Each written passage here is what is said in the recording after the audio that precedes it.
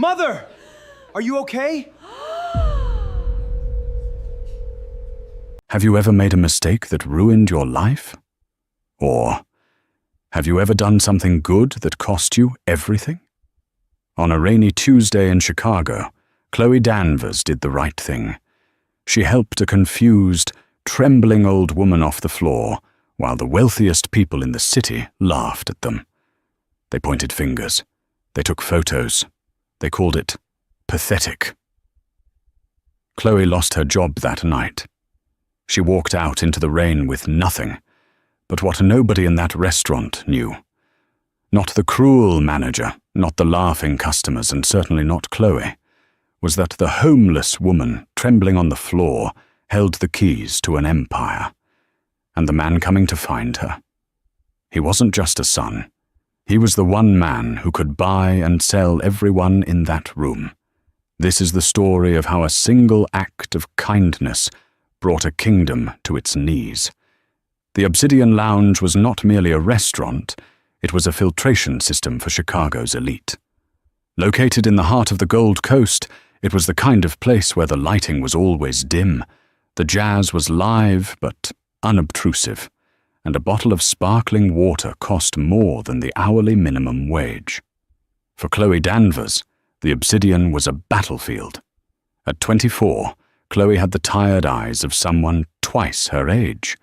Her blonde hair was pulled back into a bun so tight it gave her a headache by 6 p.m., a requirement of the strict dress code enforced by the floor manager, Gavin Reed. Table 12 needs a refill on the Pinot. Move, Danvers. You look like you're wading through molasses, Gavin snapped, checking his reflection in the polished brass of the espresso machine. Gavin Reed was a man constructed entirely of insecurity and hair gel. He wore Italian suits that didn't quite fit his shoulders and treated the staff like indentured servants. He was desperate to be seen as an equal by the billionaires who dined there, but to them, he was just help in a better suit. Yes, Gavin. Right away, Chloe said, her voice steady. She had learned long ago that fighting back only resulted in cut shifts, and Chloe couldn't afford to lose shifts. In her pocket, vibrating silently against her hip, was her phone. She knew exactly what the notification was, a reminder from St. Jude's medical billing. Her mother's dialysis treatments were racking up debt faster than Chloe could run plates of Wagyu beef. Every night, Chloe counted her tips in the bathroom stall, praying she made enough to keep the lights on in their cramped apartment in Rogers Park. The Tuesday night shift was supposed to be slow, but the rain had driven people inside. A torrential downpour was hammering against the floor-to-ceiling windows, blurring the city lights into streaks of neon and grey. At table 4 sat the Taggarts. Blake and Courtney Taggart were regulars, the kind of old money couple that made new money nervous. Blake was a real estate mogul who owned half the skyline. Courtney was a socialite who treated service workers like NPCs in a video game. Background noise, barely human. "Excuse me," Courtney snapped, waving a manicured hand as Chloe walked by with the Pinot for table 12. Chloe paused, forcing the professional smile that made her jaw ache. "Yes, Mrs. Taggart. Is everything all right with the bisque?" "It's lukewarm," Courtney lied. The steam was clearly rising from the bowl. "And I specifically asked for the croutons on the side. Now it's soggy. Take it away." I apologize, Mrs. Taggart. I'll have the kitchen remake it immediately." "Don't just stand there," Blake Taggart added, not looking up from his phone. "Fix it, and tell Gavin to comp the drinks. This service is slipping." Chloe took the bowl, her knuckles white against the porcelain. As she walked back to the kitchen, she caught Gavin watching her. He dragged a thumb across his throat. Strike one. The kitchen was a chaotic symphony of shouting chefs and clanging pans, but for Chloe, it was a brief sanctuary from the sharks in the dining room. She scraped the perfectly good soup into the trash, her heart pounding. "Rough night?" asked Diego, the dishwasher, a kind man who had fled Venezuela 3 years prior. The Taggarts, Chloe sighed, leaning against the stainless steel counter for a microsecond of rest. If I don't make 200 tonight, the electric company is going to cut us off on Friday. Keep your head up, Chica, Diego said softly. Karma watches, even here. Chloe didn't have the heart to tell him that in the Obsidian Lounge, the only karma that existed was the credit limit on an American Express black card. She picked up the fresh bowl, smoothed her apron, and prepared to go back out into the lion's den. She didn't know it yet, but the door was about to open, and the world was about to change. The heavy oak door of the Obsidian Lounge was designed to keep the elements out.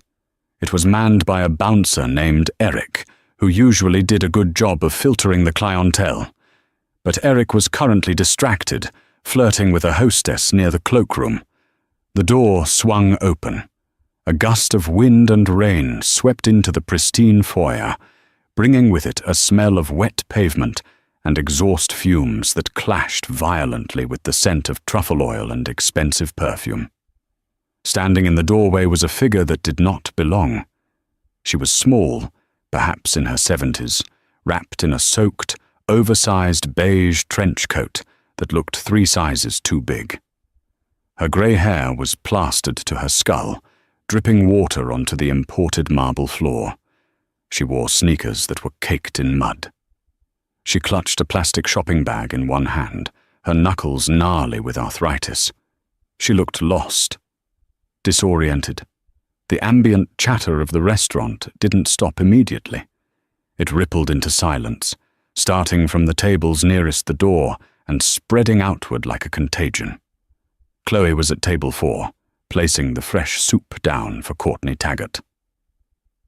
Finally, Courtney sneered. Then she looked up, her eyes widening in disgust. Oh my God, look! Chloe turned. The old woman took a step forward. She was shaking violently, likely from the freezing Chicago rain. She looked around the room, her eyes darting frantically, unable to focus on anything. "Help," she whispered, though her voice was too weak to carry over the jazz music. Gavin Reed materialized from the shadows near the bar. He moved with the speed of a predator. He didn't see a human being in distress. He saw a stain on his reputation. He saw a homeless person disturbing his wealthy ecosystem. "Excuse me," Gavin's voice boomed, projecting a fake authority. He marched toward the woman, snapping his fingers at the bouncer. "Eric, why is the door open? Get this person out of here immediately." The old woman flinched as Gavin approached. I just need to sit," she stammered. "Please, my chest." "This is a private establishment, madam," Gavin hissed, stopping 2 feet from her to avoid getting wet. "You are trespassing. Leave now, or I'm calling the police." At table 4, Blake Taggart let out a loud, barking laugh. "Careful, Gavin. She might attack you with her shopping bag. God, can't we eat in peace without the riffraff wandering in?" Courtney giggled, sipping her wine. "It's practically a zoo tonight. First the soup, now this." The laughter was the spark. It traveled around the room. The other diners, seeing the Taggarts laugh, joined in. It was a nervous, cruel laughter, the sound of a pack asserting its dominance over the weak. They weren't laughing because it was funny. They were laughing because they were uncomfortable and wanted the problem to disappear. I can't," the woman gasped. She took another step, her wet sneaker squeaking on the polished marble. And then, it happened. Her legs gave out. It wasn't a graceful fall. It was heavy and painful. She collapsed onto her side, her hip hitting the hard stone with a sickening thud. The plastic bag spilled open, revealing nothing but old newspapers and a blue woolen scarf. The restaurant went silent for a heartbeat.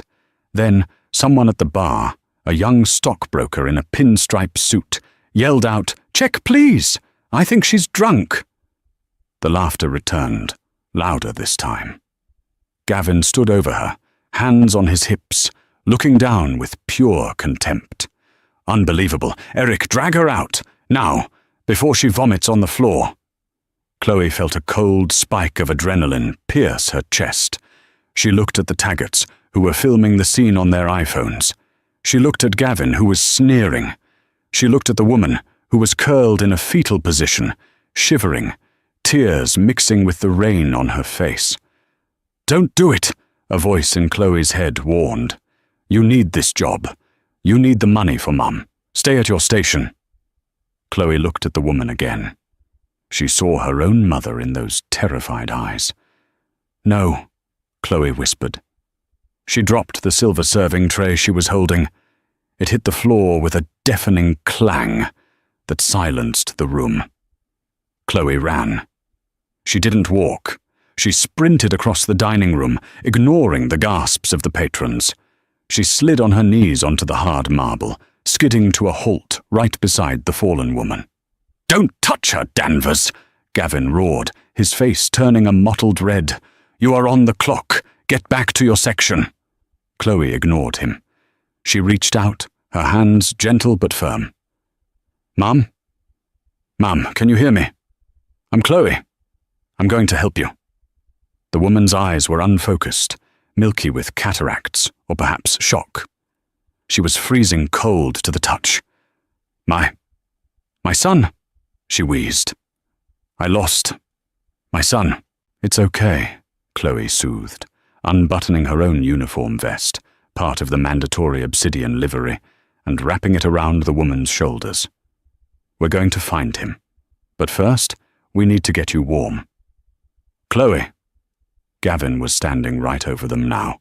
He lowered his voice to a venomous whisper. "If you do not get up this second, you are done. Fired. Blacklisted. Do you hear me? I will make sure you never wait tables in this city again." Chloe looked up. For the first time in 2 years, she didn't see Gavin as a figure of authority. She saw a small, sad man. "She's having a medical episode, Gavin," Chloe said, her voice ringing clear through the silent restaurant. "She's not drunk. She's hypothermic. Look at her lips, they're blue." "I don't care if she's dying," Gavin spat, then realized he had said it too loud. He quickly corrected himself for the audience.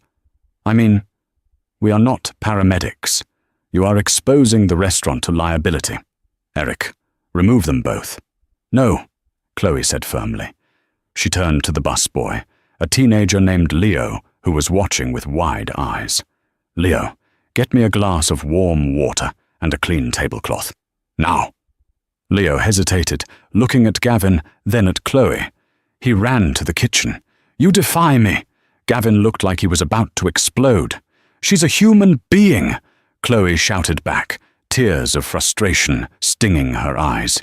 "Does that mean nothing to you people?" She looked around the room. The Taggarts had stopped filming, looking slightly embarrassed but mostly annoyed. The stockbroker was avoiding eye contact. "Pathetic," Blake Taggart muttered, loud enough to be heard. "Bleeding heart liberals ruining dinner." Leo returned with the tablecloth and water. Chloe ignored the insults. She gently dabbed the mud from the woman's face. She lifted the woman's head and helped her sip the water. Thank you," the woman whispered, her hand clutching Chloe's wrist with surprising strength. You have a kind light." "Just breathe," Chloe whispered. "I've got you." The woman closed her eyes, her breathing steadying slightly. She reached into the pocket of her sodden coat and pulled out a small, wet object. It was a business card, but it was ruined, soaked through with rain. The ink had bled into an unintelligible smear. "Call!" she gasped. "Call him." Chloe took the mushy card. It was useless. There were no numbers visible. "It's okay," Chloe said. "We'll call an ambulance." "No!" The woman panicked, trying to sit up. "No ambulance, just rest, please." Chloe hesitated. An ambulance cost money, something she knew too well. Maybe the woman was terrified of the bill. "Get her out!" Gavin screamed, losing all composure. "Danvers, you are fired. Get your things and get this trash out of my restaurant." Chloe looked at the woman, then at Gavin. She stood up, her knees aching. She helped the old woman to her feet. The woman leaned heavily on Chloe, frail as a bird. "I'm leaving," Chloe said, her voice trembling with rage. "And don't worry, Gavin. I wouldn't want to work for a man without a soul anyway." "Get out!" Gavin pointed to the door. The walk to the door felt like a funeral procession. Chloe, supporting the wet, shivering stranger, walked past the tables of the elite. Nobody offered to help. Nobody offered a coat. Courtney Taggart actually pulled her purse closer as they passed, as if afraid the old woman would snatch it. They stepped out into the cold, driving rain of Chicago. The heavy door of the Obsidian Lounge slammed shut behind them, sealing off the warmth and the light, leaving Chloe Danvers unemployed, shivering, and supporting a total stranger on a dark street corner. "I'm so sorry," Chloe said to the woman, wiping rain from her eyes. "I don't have a car, but there's a bus stop up the block. We can go to a diner. I have $20. The woman looked at Chloe. The confusion in her eyes seemed to clear for a fleeting second. She looked at the closed door of the restaurant, then at Chloe's name tag, which she was still wearing. "Chloe," the woman tested the name. "You lost your job?" "It's fine," Chloe lied, her stomach twisting into knots. "I hated it." I am Martha," the woman said. "Nice to meet you, Martha. Come on, let's get out of the rain." Chloe didn't know that, inside the restaurant, the trash she had just escorted out had left something behind. Under the table where Martha had fallen, unnoticed by the staff who were frantically scrubbing the floor with disinfectant, lay a small, heavy object. It wasn't a piece of trash. It was a bracelet. Platinum links, encrusted with yellow diamonds, inscribed on the inside with a single word. Caldwell. And 3 blocks away, a convoy of 3 black Cadillac Escalades was tearing through traffic, running red lights. Inside the lead vehicle, a man was screaming into a phone, his voice laced with the kind of power that could level city blocks. "I don't care what the GPS says. Find her! If my mother spends 1 more minute in this rain, I will burn this entire city to the ground." The Starlight Diner was 5 blocks away from the Obsidian Lounge, but in terms of social strata, it was in a different galaxy. The fluorescent lights buzzed with a dying hum. The linoleum floor was peeling at the corners, and the smell of burnt coffee and bacon grease hung heavy in the air. It was heaven. Chloe guided Martha into a red vinyl booth at the back. The diner was mostly empty, save for a trucker asleep over a plate of fries, and a tired waitress named Barb, who looked up as the bell jingled. "Rough night, sugar?" Barb asked, eyeing Chloe's soaked uniform and the trembling old woman. "The roughest." Chloe managed a weak smile. "Can we get 2 coffees? Decaf for her. And maybe a grilled cheese. To share." Chloe mentally calculated. She had $22 in cash. The bus ride home was $3. The coffee would be $4. The sandwich, $8. She would have $7 left to her name until her final paycheck arrived, if Gavin even decided to process it. "Coming right up," Barb said, not writing anything down. Martha was shivering less now. She sat wrapped in Chloe's vest, staring at the Formica table surface as if it were a map of the world. "You are very kind," Martha said. Her voice was stronger now, more patrician than Chloe had noticed before. Even in her confusion, she had a certain cadence to her speech, a rhythm of someone who was used to being listened to. "It's just a sandwich, Martha," Chloe said, rubbing her hands together to warm them. "I couldn't leave you there." "They laughed," Martha whispered, a tear leaking from her eye. Why did they laugh? The question broke Chloe's heart. Because they're broken, Martha. People like that. They have money, but they're empty inside. They think being cruel makes them strong. Martha reached out and touched Chloe's hand. Her fingers were wrinkled but manicured, a detail Chloe finally noticed. Her nails were perfect, coated in a subtle, clear polish. Strange, Chloe thought. Homeless women usually don't have professional manicures. But she dismissed it. Maybe Martha had fallen on hard times recently. My son, Martha started again, her brow furrowing in frustration. He gets angry when I wander off. I saw the lights, the pretty lights in the window. I wanted to see the jazz. I used to sing jazz, you know? You did? Chloe smiled, leaning in. Before the towers, Martha murmured. Before the business. He built the towers. He says, Mother, stay in the penthouse. It's safe. But it's a cage, Chloe. A golden cage. Chloe nodded sympathetically, assuming the towers and the penthouse were delusions of a mind grappling with dementia. Well, you're safe here. We'll finish eating, and then we'll figure out who to call. Do you remember your last name, Martha? Martha frowned. She squeezed her eyes shut. Cold. Something cold. It's okay, don't force it. Barb dropped the plates on the table. The grilled cheese was greasy and hot. Chloe tore it in half, giving the bigger half to Martha. Eat, Chloe commanded gently. As Martha ate with the hunger of someone who hadn't eaten all day, Chloe's phone buzzed again. Another text. Landlord. Rent is 3 days late, Chloe. I'm not running a charity. Pay by Friday or I start the eviction process. Chloe stared at the screen, her vision blurring. She had just thrown away her only source of income to save a stranger. She looked at Martha, who was happily dipping the sandwich into a ketchup packet, humming a soft tune. Was it worth it? Chloe asked herself. Was it worth losing everything? She looked at the old woman's smile, a genuine human smile in a night of cruelty. Yes, Chloe decided. It was. But she had no idea that while she was sharing a $5 sandwich, the most powerful security force in Chicago was tearing the city apart, looking for the woman sitting across from her. The black Cadillac Escalade didn't park. It mounted the curb. The tires screeched against the wet pavement directly in front of the Obsidian Lounge.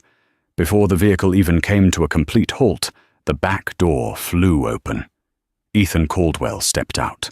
To call Ethan Caldwell a billionaire was an understatement. He was an institution.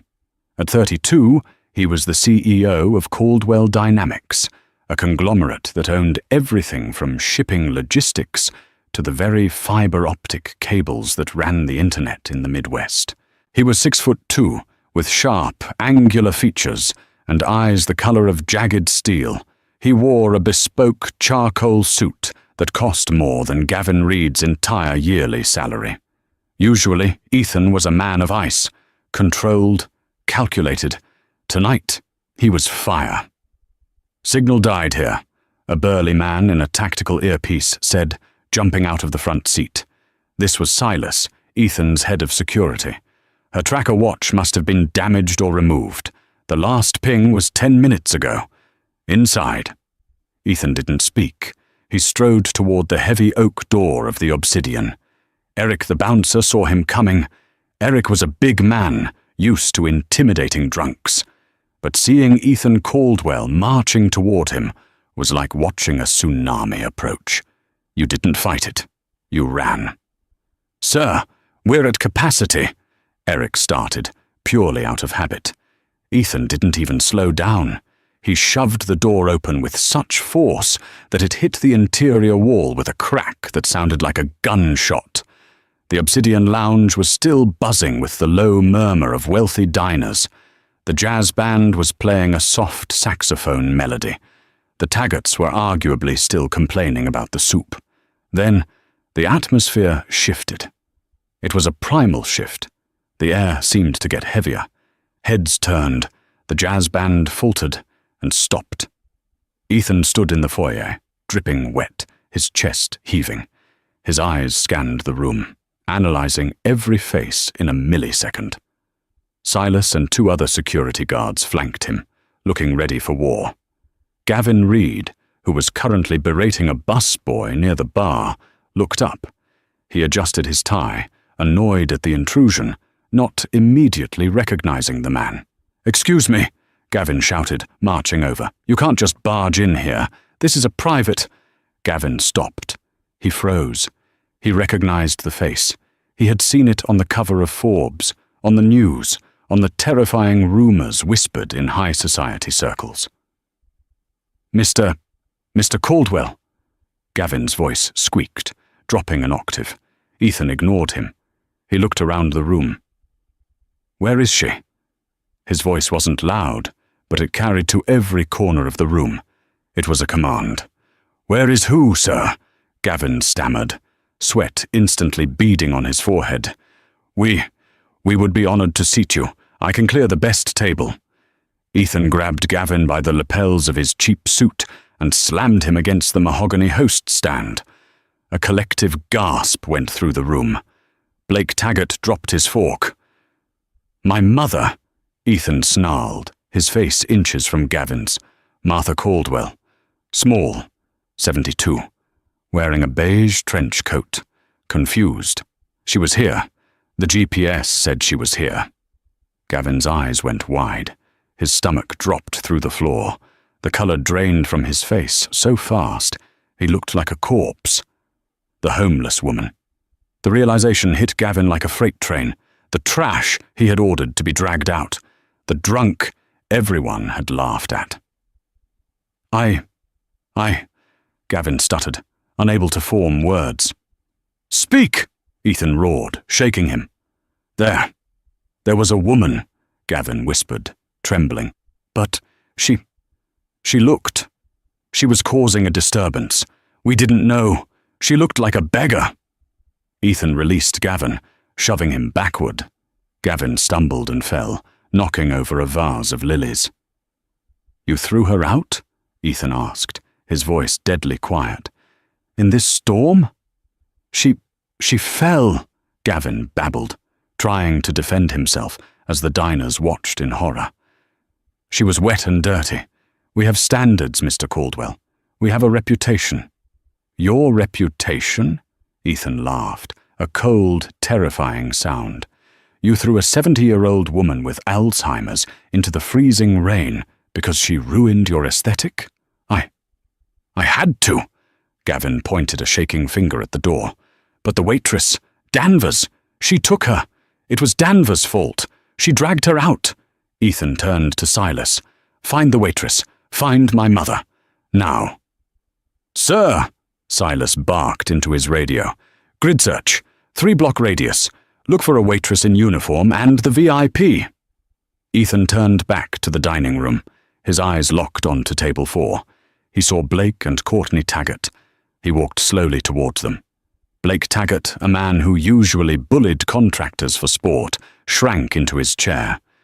"You," Ethan said, pointing at the phone sitting on the table. "You were filming." No, Blake stammered. "Give it to me." Blake handed the phone over with a shaking hand. Ethan unlocked it. The password was 1234, pathetic, and played the last video. On the screen, Ethan watched the footage. He saw his mother, his frail, sweet mother, who had raised him alone after his father died, shaking on the floor. He heard the laughter. He heard Courtney's giggle. He heard the stockbroker yell, "Check, please!" And then he saw the blonde waitress. He saw her drop the tray. He saw her kneel. He saw her wrap her vest around his mother. He heard her voice. "She's a human being."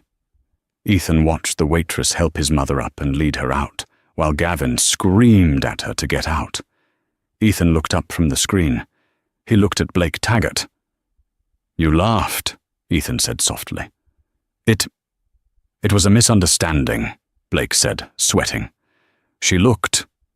Ethan smashed the phone onto the table. The screen shattered into 1,000 diamonds of glass. "Silas," Ethan said, not looking back. "By the building." The room went dead silent. "Sir?" Silas asked from the doorway. "This building," Ethan said, buttoning his suit jacket. "Buy it. Tonight. I want the lease, the land, the brick, the mortar. I want to own the ground these people are standing on." "Consider it done, sir." Ethan looked at Gavin, who was still on the floor.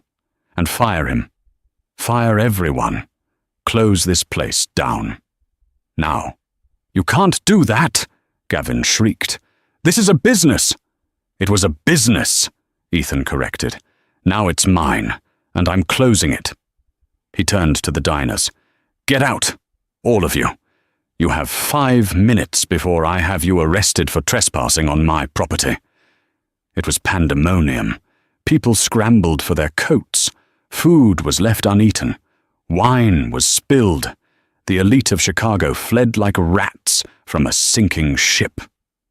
Ethan didn't watch them go. He walked to the spot where his mother had fallen. He crouched down. There, half hidden under the leg of a chair, something sparkled. He picked it up. The platinum bracelet. Caldwell. He clutched it in his fist until it hurt. "Find her, Silas," Ethan whispered, his voice cracking with emotion. "If anything has happened to her, if she's hurt—" "We have a hit on a credit card transaction," Silas said, pressing his earpiece. "A small transaction, 7 minutes ago. A diner called The Starlight, 5 blocks east." Ethan was already running for the door. The Starlight diner was quiet. Chloe and Martha were finishing their coffees. "You have a nice smile," Martha said, tracing the rim of her mug. "Like my son. He doesn't smile enough. He works too hard. He thinks money fixes things. But money is just paper. It doesn't hug you back." Chloe nodded, tears pricking her eyes. "My mum is sick," she confessed, the weight of the night finally spilling over. I worked so hard to pay for her doctors, but it's never enough. And now what?" Martha asked. "Now I don't have a job," Chloe said, looking down. "I don't know how I'm going to pay the rent this week. But I'm glad I was there for you, Martha. I really am. Nobody should be alone in the dark." Martha stared at her. For a moment, the fog in her eyes seemed to lift completely. She looked at Chloe, not as a confused old woman, but as a matriarch. "You won't be alone, Chloe," Martha said firmly. "I promise." Before Chloe could ask what she meant, the diner door burst open. It wasn't the gentle jingle of the bell. It was a slam. Barb, the waitress, dropped a pot of coffee. Ethan Caldwell stood in the doorway, rain dripping from his hair, his chest heaving. Behind him, 3 large men in suits filled the entrance. Chloe gasped, instinctively sliding in front of Martha to protect her. She thought they were police, or maybe Gavin had sent thugs to scare her. "Get back!" Chloe shouted, grabbing a butter knife from the table. It was a ridiculous weapon, but she held it like Excalibur. "Leave her alone!" Ethan stopped. He looked at the waitress, so small, wet, tired, holding a butter knife against 4 large men. Then he looked behind her. "Mother?" Ethan whispered. Martha peered around Chloe's shoulder. Her face lit up. "Ethan!" she exclaimed, as if he had just come home from school. "Look, I made a new friend. She bought me a grilled cheese." Ethan let out a breath that sounded like a sob. He walked past Chloe, ignoring the knife, and fell to his knees beside the booth. He buried his face in his mother's hands. "I thought I lost you," he choked out. "I thought, God, Mum, you can't do that. You can't just leave the house." "I wanted to hear the jazz," Martha said simply, patting his wet hair. "But the people were mean, Ethan. They were very mean, except Chloe." Ethan lifted his head. He looked at Chloe. Chloe was still standing there, holding the butter knife, completely stunned. She recognized him now. Everyone knew Ethan Caldwell's face. "You," Chloe whispered. "She's your mother?" Ethan stood up. He towered over Chloe, but his body language wasn't threatening anymore. It was humbled. He saw the wet uniform, the name tag Chloe, the Starlight Diner receipt on the table that showed a total of $12.50, paid in cash. He looked at the sandwich crusts. He realized this waitress, who likely made minimum wage, had spent her own money to feed his mother, while the billionaires at the Obsidian had laughed. Ethan Caldwell, a man who could buy countries, felt a lump in his throat. "You saved her," Ethan said. His voice was thick. I just gave her a hand," Chloe said, putting the knife down, her hands shaking. She was cold. "You have no idea what you did," Ethan said. He reached into his pocket and pulled out a card. But this wasn't a business card. It was a heavy, black metal card. "Silas," Ethan said without looking away from Chloe. "Sir, get the car. We're taking my mother home. And Chloe—" Ethan paused. "You're coming with us." "What?" "No." Chloe backed away. "I have to go home. My mom." "Your mother is coming too," Ethan said. "Where is she?" She's at home. She's on dialysis. I can't leave her." "Then we will get her," Ethan said.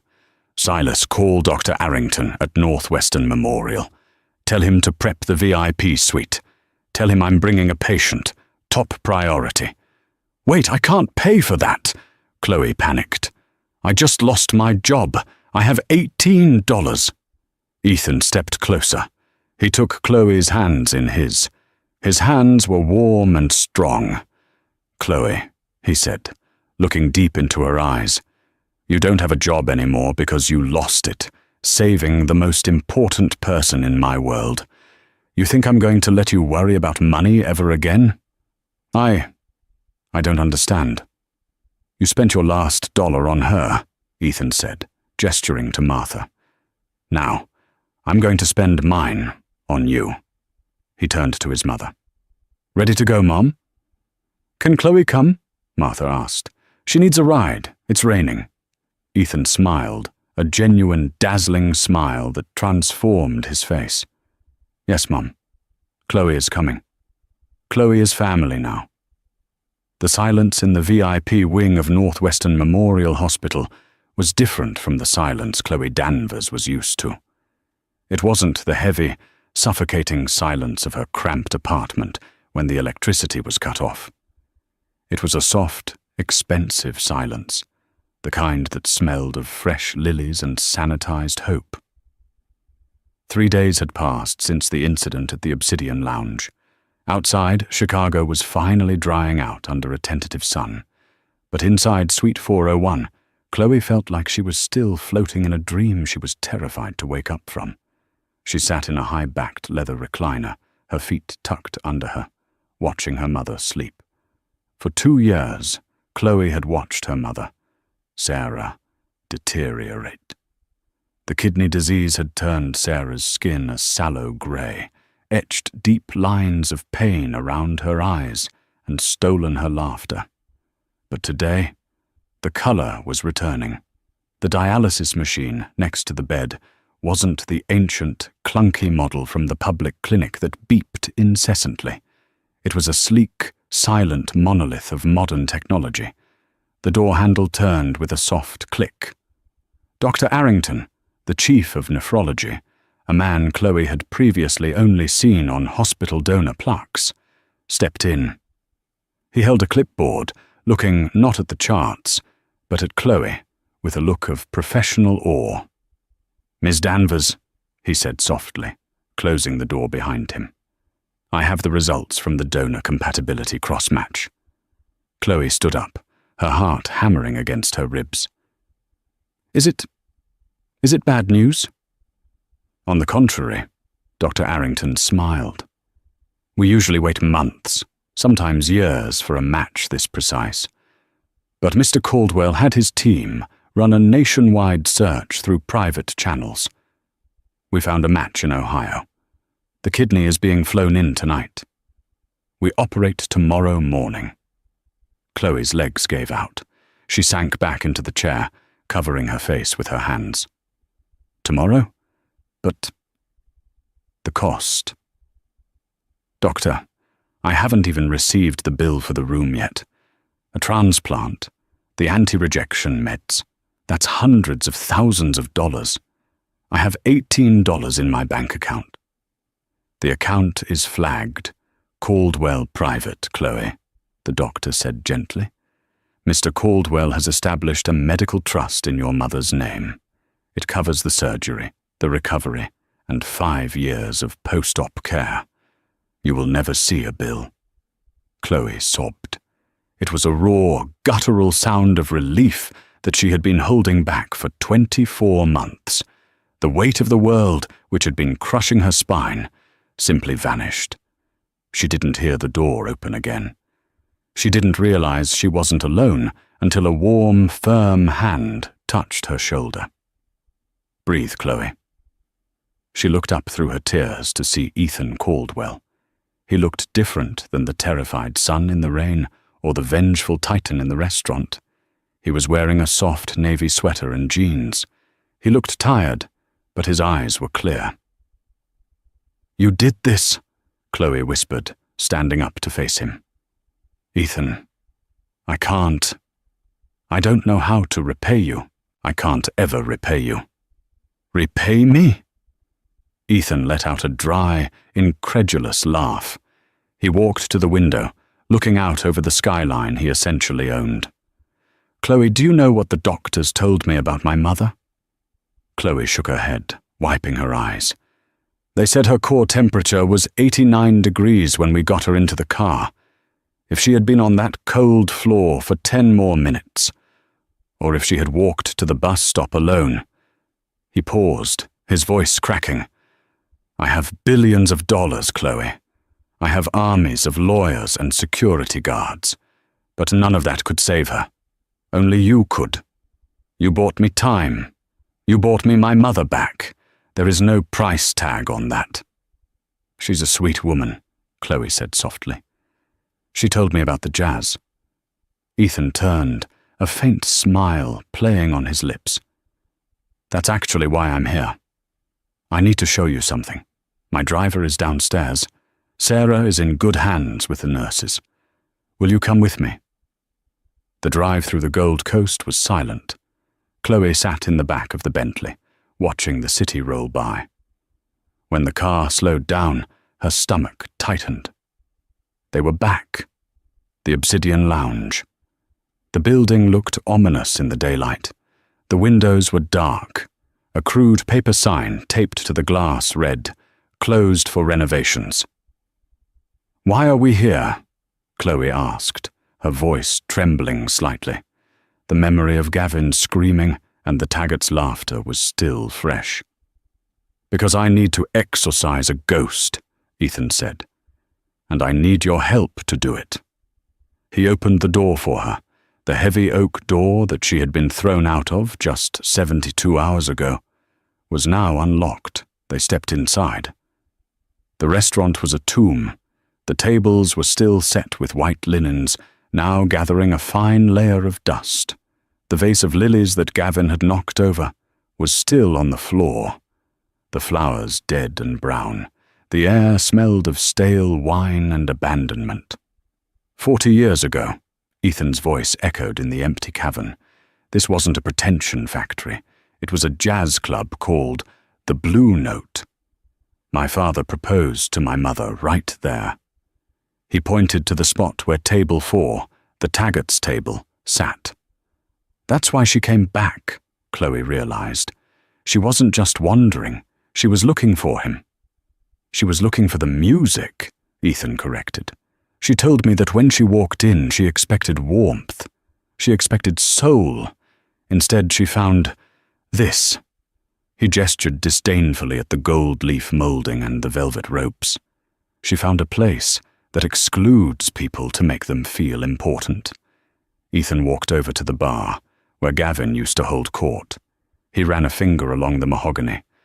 I destroyed them, you know, Ethan said calmly. Who? Gavin, the Taggarts, the others. Chloe moved closer. What did you do? Gavin Reed will never work in hospitality in this hemisphere again. I made a few phone calls. His reputation is ash. As for the Taggarts, Ethan pulled out his phone and tapped the screen, handing it to Chloe. It was a news article from the Chicago Tribune. Real estate mogul Blake Taggart ousted by board amidst viral bullying scandal. A video surfaced, Ethan explained. Someone at the bar recorded everything. The internet is a cruel judge, Chloe, but occasionally it is a just one. The Taggarts are social pariahs. They've lost their investors, their country club memberships, and their dignity. They are currently hiding in a rental house in the Hamptons. Chloe looked at the phone, then at Ethan. I didn't want revenge, Ethan. I just wanted them to be kind. They aren't capable of kindness, Ethan said, taking the phone back. But you are. He reached into his pocket and pulled out a heavy set of brass keys. He took Chloe's hand, turning her palm up, and pressed the cold metal into her skin. I bought the building, Chloe. The land, the bricks, the wine cellar, everything. Okay, Chloe said, confused. So you're going to turn it into offices? No, I'm giving it to you. Chloe froze. She stared at the keys. What? I want you to open a restaurant, Ethan said, his eyes intense and unblinking. Not the obsidian. Something real. Something with the spirit of the Blue Note. I've set up an operating account with $2 million in seed money. The building is rent-free, forever. Ethan, stop. Chloe backed away, shaking her head. I'm a waitress. I take orders. I don't give them. I can't run a business. I dropped out of college to pay for dialysis. I'm not one of you. Exactly, Ethan said, stepping into her space. That is exactly why you have to do it. If I give this to a restaurateur, they'll turn it into another overpriced trap. But you felt the pain of being thrown out of here. You know what it feels like to be hungry.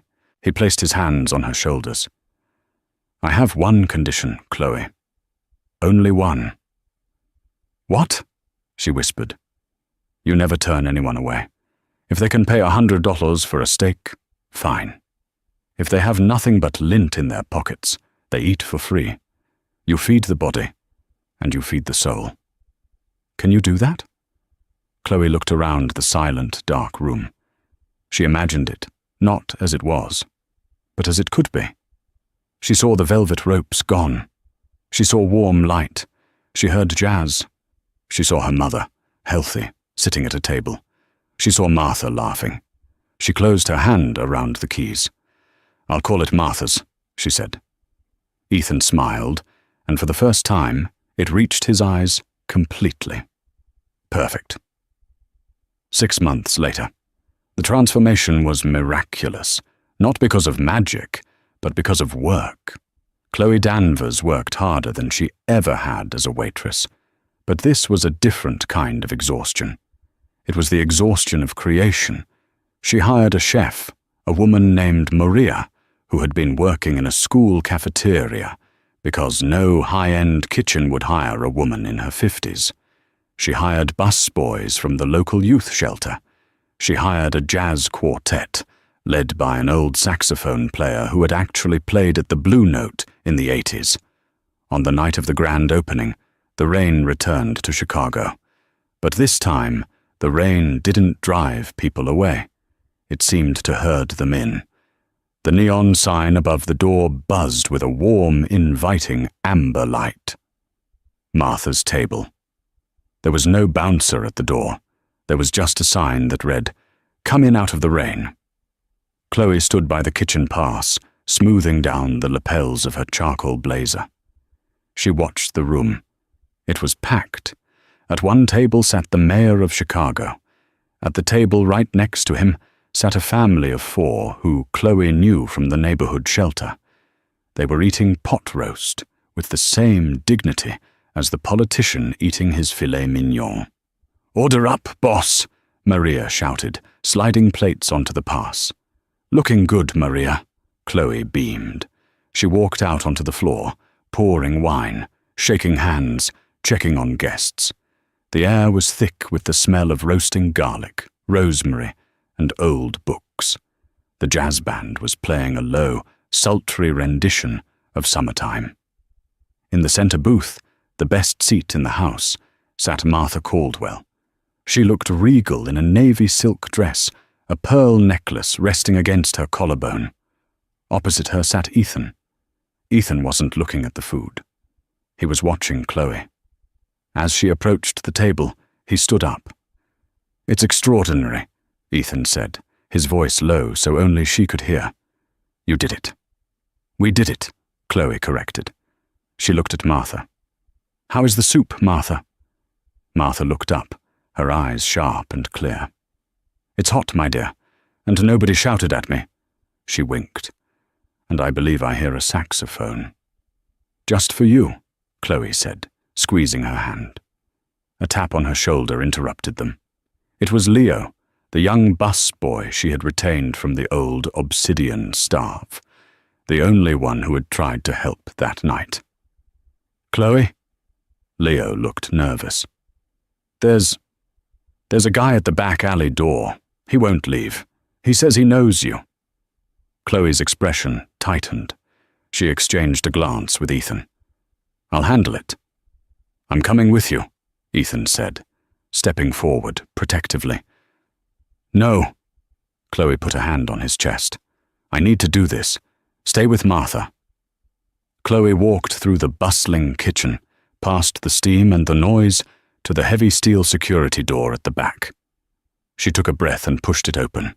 The alley was dark, smelling of wet pavement and ozone. The rain was falling hard. Standing under the small awning, shivering in a thin, waterlogged jacket, was Gavin Reed. He looked 10 years older. His hair was unwashed, his cheeks sunken. The arrogance that had defined his posture was gone, replaced by a slump of defeat. He held a plastic bag of clothes. He looked up as the door opened. When he saw Chloe, dressed in a tailored suit, radiating authority and health, he flinched. "Chloe," he croaked. His voice was raspy. "Gavin," she said evenly. She didn't feel the anger she thought she would.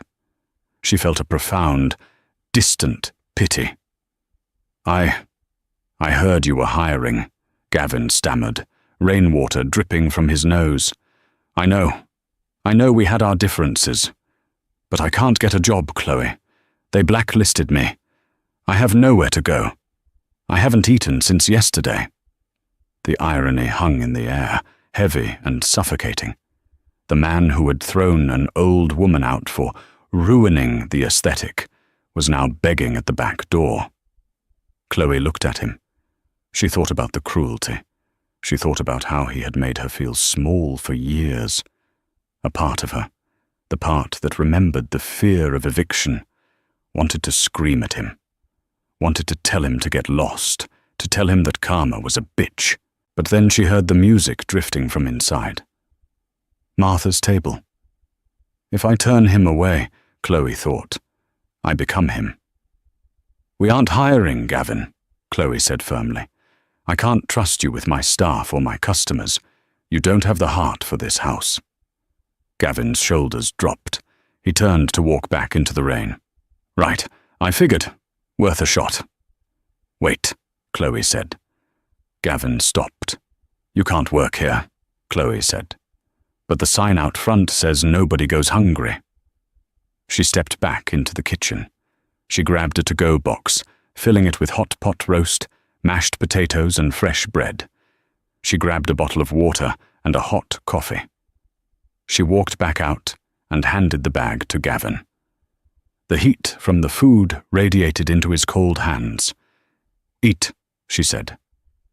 "And there is a shelter on 4th Street called St. Jude's. I sit on the board now. Go there tomorrow at 9 a.m. Ask for Father John. Tell him Chloe sent you. They have a program for job placement in sanitation. It's hard work, Gavin. Dirty work. But it's a paycheck." Gavin stared at the bag, then at Chloe. His eyes welled up. He looked like he wanted to say thank you, but the words were stuck in a throat unused to humility. He simply nodded, a jerky, broken motion. "Thank you," he whispered. "Go," Chloe said gently. She closed the door on the rain and the past.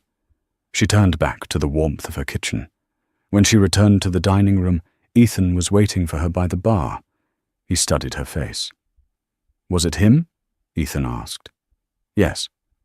"Did you kick him out?" "I fed him," Chloe said, picking up a menu to organize the host stand. "And I sent him to a shelter." Ethan stared at her for a long moment. The noise of the restaurant seemed to fade away for him, leaving only her. He walked over, disregarding the crowded room, and took her hands in his. "You are incredible," he said, his voice rough with emotion. "I watched you tonight, Chloe. You didn't just build a restaurant. You built a sanctuary. You took the ugliest night of my life and turned it into something beautiful." "I had help," she smiled, looking up at him. "A billionaire with a guilty conscience helped a little." "It's not guilt anymore," Ethan said. He moved closer, the space between them charged with an electricity that had nothing to do with the storm outside. "It's awe. I spent my whole life building towers, trying to get away from the ground. But you keep your feet on the ground and pull everyone else up." He brought her hand to his lips, kissing her knuckles, rough from years of hard work, now holding the keys to her own kingdom. "My mother was right," Ethan whispered against her skin. "About what?" "She said you had a light. I didn't see it at first because it was so dark in here. But now, it's the only thing I see." Chloe felt a blush rise to her cheeks, but she didn't pull away. "So what happens now, Mr. Caldwell?" "Now?" Ethan smiled, and he gestured to the dining room, where the staff was laughing, the guests were eating, and Martha was humming along to the saxophone. "Now we eat, we listen to the jazz, and tomorrow, we change the world a little bit more." Chloe Danvers, the billionaire's favorite waitress, looked out over her domain. She saw the Taggart's empty table, now filled with a family celebrating a birthday. She saw the spot where she had fallen to her knees in the rain, now covered by a warm Persian rug. She squeezed Ethan's hand. "Sounds like a plan," she said. And outside, the rain finally stopped, leaving the streets of Chicago washed clean, shining under the streetlights like a brand new world. In a world obsessed with status, Chloe Danvers proved that the most valuable currency isn't Bitcoin or gold. It's kindness. She lost a minimum wage job, but gained a family, a fortune, and a purpose. The people who laughed at her lost everything that mattered, proving that while arrogance makes a lot of noise, humility writes the history books. Chloe and Ethan's story reminds us that every person we meet is fighting a battle we know nothing about. The homeless woman could be a matriarch.